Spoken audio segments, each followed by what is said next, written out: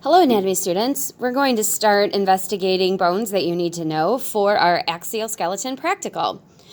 The axial skeleton, if you remember, is going to form the axis or the central core of the human body, and it involves the skull, the vertebral column, and the thoracic cage. Today we're going to talk about the bones of the skull, and that involves the bones of the cranium, the facial bones, and then also the mandible or the jaw, and finally the bones of the middle ear, the ossicles. So if you need to pause this video to pull up your document, Remote 2.0, Axial Skeleton Practical List of Structures, so that you can take some notes, pause it and go ahead and do that now. Right, let's get started. So here we're looking at the anterior view of the human skull, and the first bone that I want to talk about is the frontal bone. For those of you that have taken psychology or AP psychology, some of these bone names are going to sound familiar to you because they're named for the parts of the brain that they cover. So my first bone is here. This is called the frontal bone, and it's going to extend from about the brow ridge and move all the way up to this line here. This is called a suture, and this is where the frontal bone is going to fuse with the other bones here of the skull. And you don't need to know this. This is more nice to know, but this is called the coronal suture. So this is our frontal bone. The next two bones are called the parietal bones. Now, the root for parietal means wall, and that is exactly what these two bones do.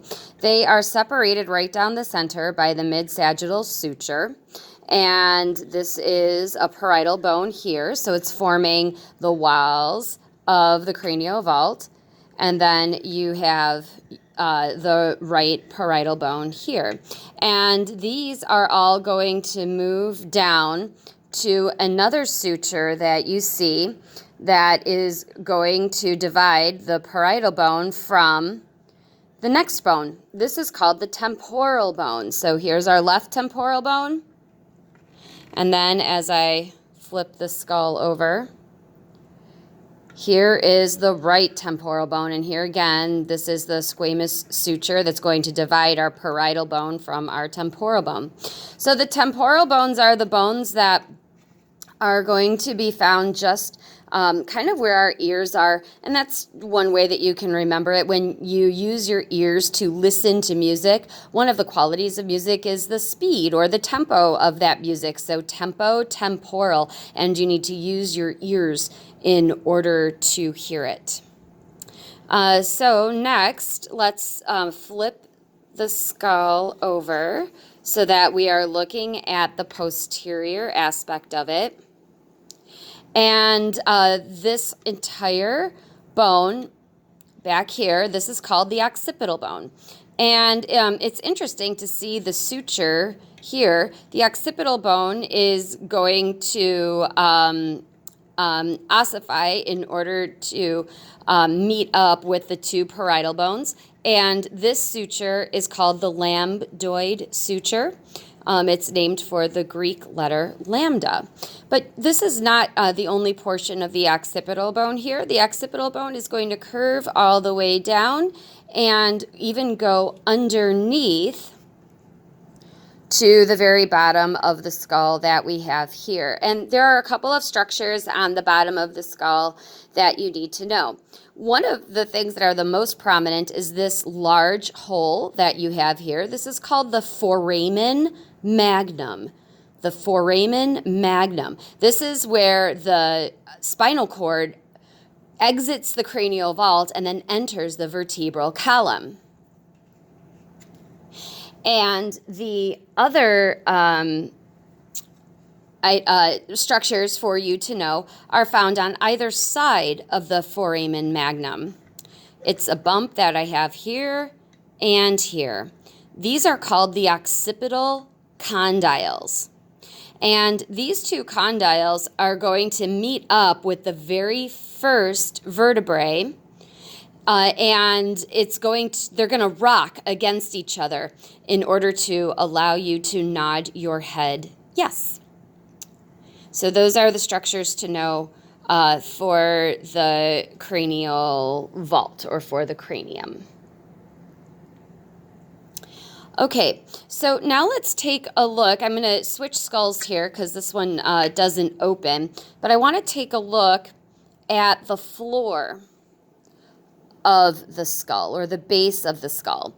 And the first bone that I want to talk about is called the ethmoid bone, And so I've removed the cap of the skull, so just so you can see, kind of get an idea and orientation. So I've taken off the portions of the parietal bones and the frontal bones. And now I'm going to turn it so that this portion here is the anterior side of the skull. And the ethmoid bone is found right in this area. So the ethmoid bone is going to form this anterior floor of the skull, and you're even going to be able to see a portion of it inside of the nose. So I'll show you where you can see all these different parts of the ethmoid bone. So we've got 3 different parts for you to know. And the first part that I want you to know about the ethmoid bone, and I want to increase my picture here. Not too much light. All right, there we are. So the first thing to know about the ethmoid bone is that we have this like little bump or a process here that sticks up into the skull. This bump is called the crista galli. And I think that another distinguishing feature about the ethmoid bone is that the crista galli is surrounded by bone that has these tiny little holes in it. And this is called the cribiform foramina. The cribiform foramina. And the word cribiform just means pierced with tiny holes. And that's exactly what you have here. You see, inside of the nose, you have nerve endings that form something called the olfactory bulb.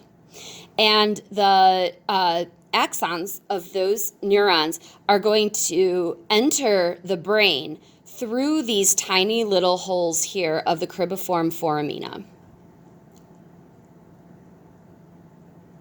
So that's the cribiform foramina. So this is the crista galli, and these are the cribiform foramina. Okay, so let me grab my other skull here so that we can take a look.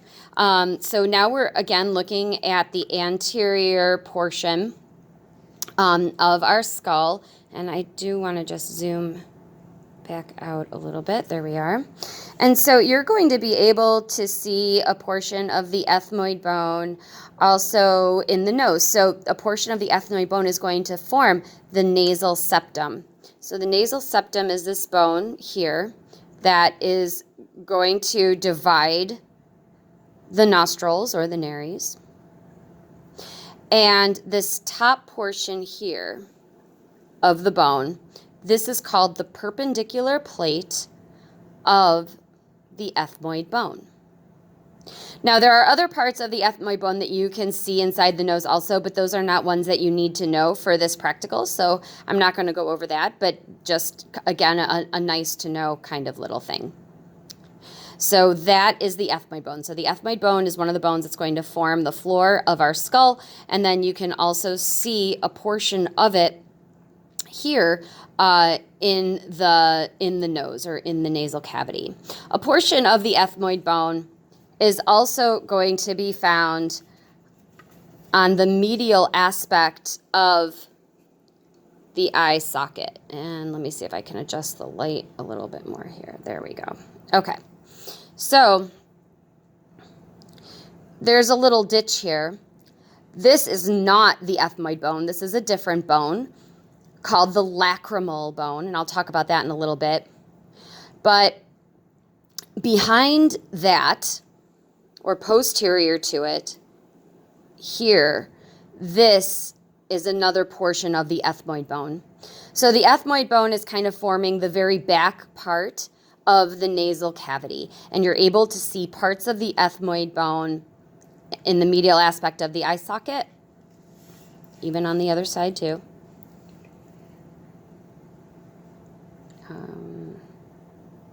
Yep, so so always find the lacrimal bone first as like your landmark, and then the ethmoid bone is going to be behind it. You can see part of the ethmoid bone here. This is the perpendicular plate of the ethmoid bone, forming the superior aspect of the nasal septum.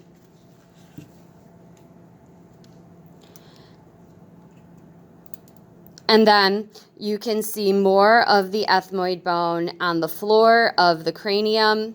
This is the crista galli, and then this is the cribriform foramina. Okay, so that's the ethmoid bone. Now let's talk about another bone that is going to form the floor of our cranium, the floor of our skull. And this is a pretty large bone that's called the sphenoid bone.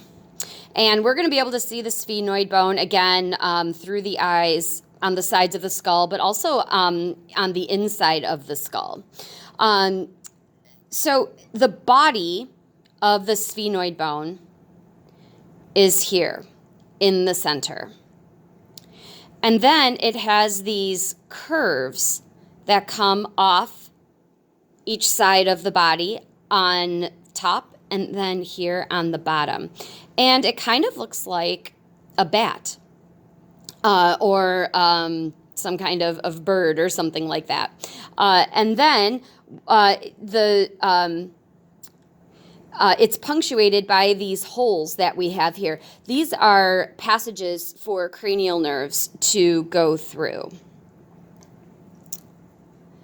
All right, so another aspect of the sphenoid bone is that it has this little like dip in here, and you're able to just kind of like fit your finger inside, or maybe it's even better if I try to get the probe handle in there, but it's able to fit inside. This is a resting place for the pituitary gland. So the pituitary gland is well protected. So it's kind of dangling off the inferior aspect of the brain, and it's well protected here by this little cradle of the sphenoid bone. So this little cradle where our pituitary gland sits is called the hypophyseal fossa. Hypophyseal fossa. And a fossa, when we're talking about bones, because you're going to be hearing that term often, a fossa is just a shallow little ditch. And that's exactly what this is, a shallow little ditch. And then the whole structure, not just the ditch, but like this whole cradle that holds and protects the pituitary gland is called the sella turcica. The sella turcica. So once again, your sphenoid bone is is a large bone, and it's going to form the majority of the base of the anterior skull, and the body is here, and then you have the wings that are here. All of this is sphenoid bone as well. All right, so we are now looking at the anterior aspect of my skull here. And you can also see the sphenoid bone because it forms the very back of the eye socket. So this bone here and back here, so if you were to take your finger and poke someone in the eye and go all the way to the back of their eye socket, you would hit the sphenoid bone. So there and there. Now, the sphenoid bones have these holes that are found in the backs of the eye socket, and these are passages, tunnels, for our optic nerve to connect with the brain. So these are called the optic canals, and I'm just going to stick my probe through so that you can see where it's coming out on the inside of the skull. And so once again,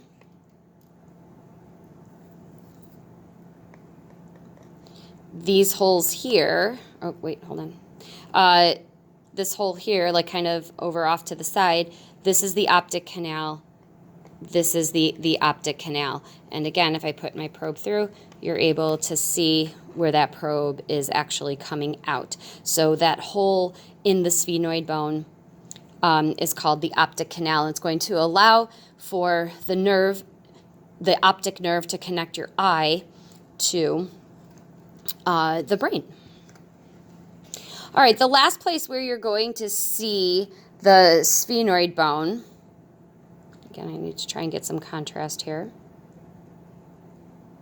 is also going to be on the side. So like when you rub your temples, right? When you rub your temples, the bone that you're actually rubbing, it's right here, is the sphenoid bone. And let me put my cranium back on.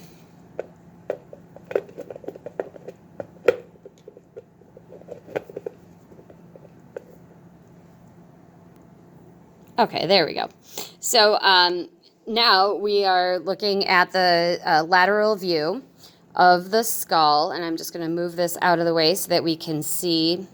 So you can see that here is our squamous suture, and then there's a bone that is right here. That is the sphenoid bone also. So there it is on the left side, and then here it is on the right. There we go. So that's the end of the sphenoid bone. Okay, so I want to go back and talk about the nasal septum. And I mean, I'm sure that many of you know of somebody who maybe has a deviated septum, or maybe you have one yourself. So once again, the nasal septum is this bone, or well, actually two bones, that form a partition between the two nostrils. Now, as I mentioned before, the superior aspect of that is the perpendicular plate of the ethmoid bone. But then the bottom portion is formed by another bone called the vomer. And so this is like way deep inside of your nose, right? Like under the bridge of the nose. So these bones, like they stop like pretty, they're well protected inside of this bony structure that we have here. The rest of the nose, like that comes out this way, that is cartilage that comes out. And, that's why you're able to pierce it, because it's cartilage, it's soft, it's not bone. And then you have softer cartilage that's going to actually form the shape of your outside nose as well. So you can kind of see it a little bit better from this angle. You can see like how this one kind of goes in. This superior bone is the perpendicular plate of the ethmoid bone, and then down here at the bottom, this is the vomer. The vomer. All right, one other bone to know is the bone that forms the bridge of the nose up here. This is called the nasal bone. Easy enough.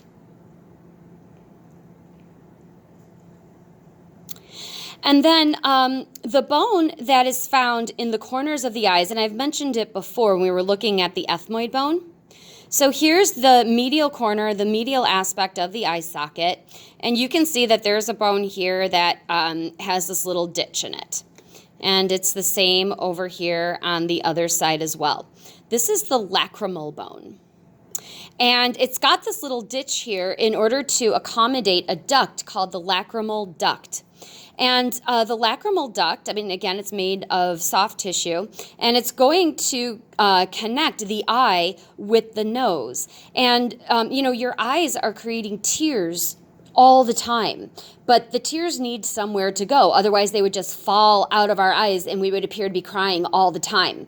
So the duct is going to run through this little canal into the nose, and the tears are going to drain from your eyes into your nose. And so when you're tearing a lot, like when you're crying, oftentimes most people also get a runny nose as well. And that's why, because the tears are entering into the nasal cavity and then they're coming out with mucus. And so you get a runny nose when you cry. And so the point is that this is called the lacrimal bone, because the root for lacrimal is Latin for tear.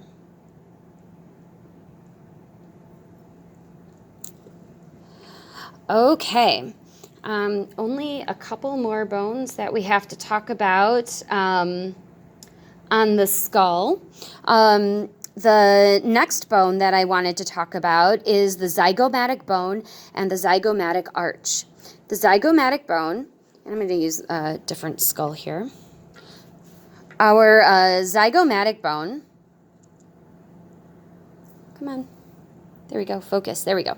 Okay, take 3. The zygomatic bone is going to form like the apple of your cheek, right?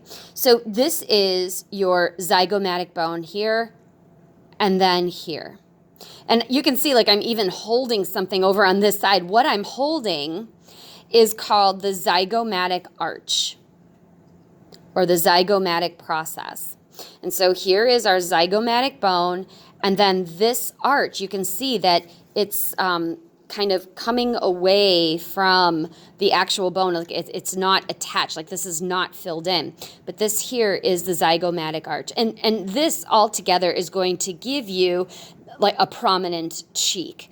So the zygomatic arch is going to be allow not only a passageway for nerves and blood vessels, but it's also going to form an attachment place for muscles. And so this is the left zygomatic bone, or I'm sorry, the right zygomatic bone and the right zygomatic arch.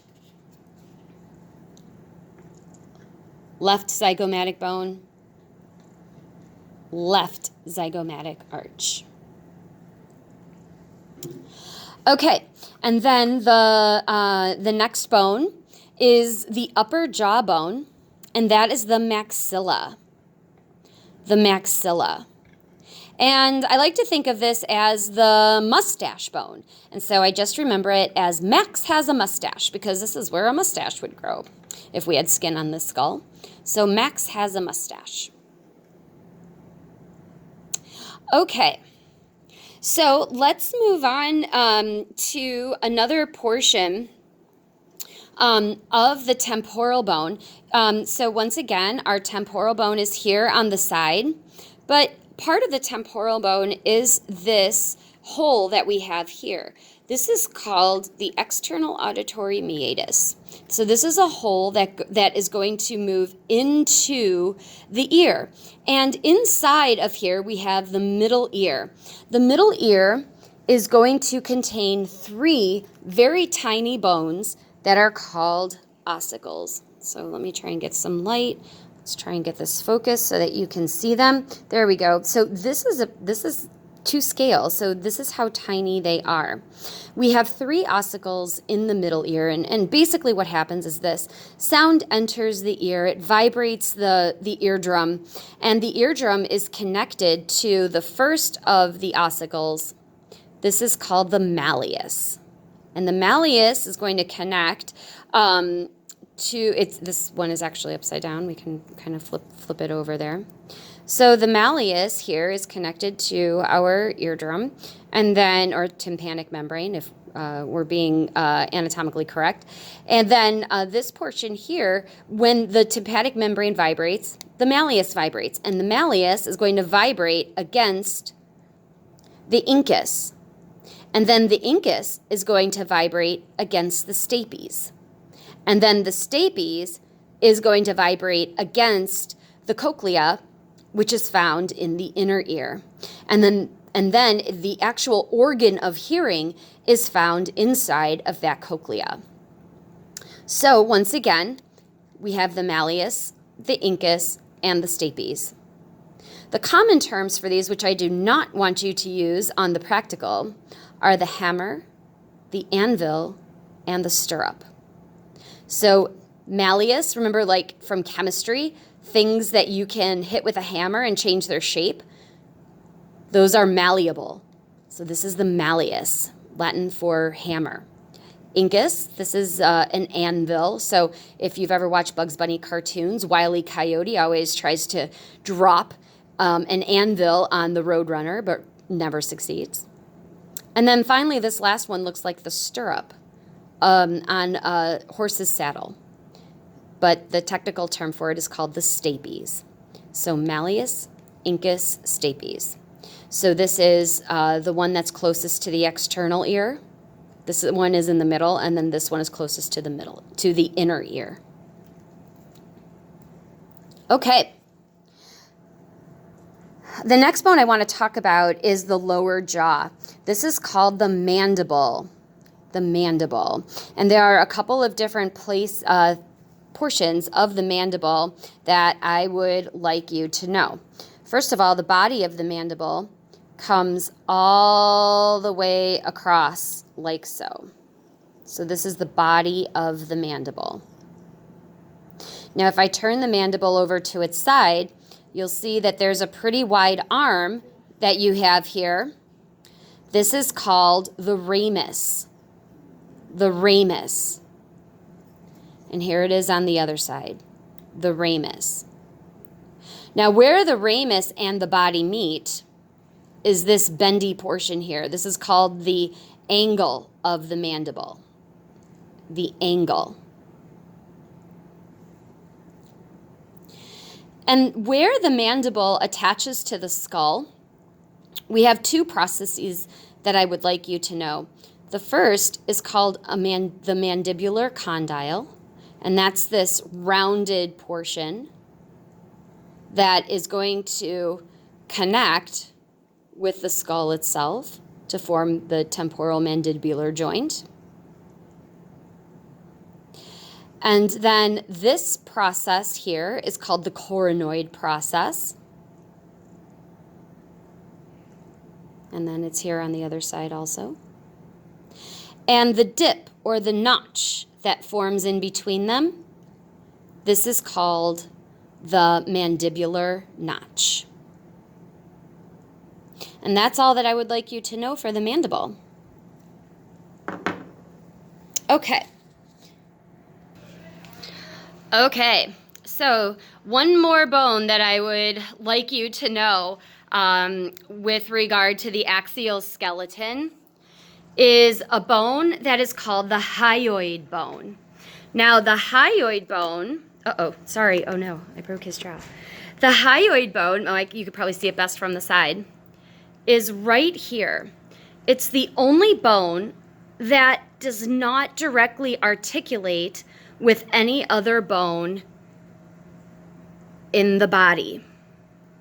And it's way high up above your larynx. If somebody, and I know that this is a little macabre, but if somebody were to be choked to death or strangled, this is usually a bone that's broken, and it will lead to that conclusion. So this is called, and now I'm looking from the back, but this is called the hyoid bone. And so you're probably wondering, well, what does a bone such as the hyoid bone actually do? And the hyoid bone is going to be an attachment point for muscles and even the base of the tongue. And so here we are with the hyoid bone. And while I'm here, I just also wanted to show you, let me back up a little bit, where the mandibular condyle joins up with the skull here. And this is, I just want you to see the orientation. So here's the mandibular notch, here's the mandibular condyle, and then here is the coronoid process. And so, you know, when the jaw moves, well, it's not going to move very well. But anyway, those are the things that I want you to know for the axial skeleton, for the skull portion of the axial skeleton. So make sure that you take a look at those Mastering A&P videos, and I hope that this was helpful for you. Bye. See you in class.